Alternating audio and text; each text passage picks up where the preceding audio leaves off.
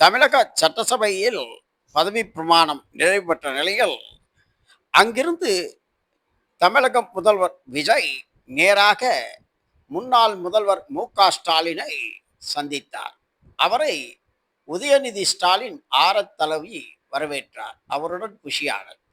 முதல்வரை சந்தித்த விஜய் அங்கிருந்து புறப்பட்டு வைகோவையும் அன்புமணி ராமதாஸையும் சந்திப்பார் என தெரிய வருகிறது.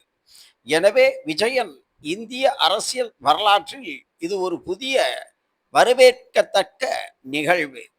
முன்னாள் முதல்வர் ஒருவரை இந்நாள் முதல்வர் அவர் இல்லத்திற்கே சென்று நேரில் சந்திப்பது என்பது மிகப்பெரிய ஒரு வரவேற்க வேண்டிய நாகரிக அரசியல் என்று அரசியல் பண்பாளர்கள் தெரிவிக்கின்றனர். விஜய் முதல்வரை சந்தித்தார். அவரை வரவேற்ற முதல்வர் சால்வை அணிவித்து வாழ்த்து தெரிவித்தார். உடன் அன்பில் பொய்யாமொழி ஆகியோர் அவரது இல்லத்தில் இருந்தனர்.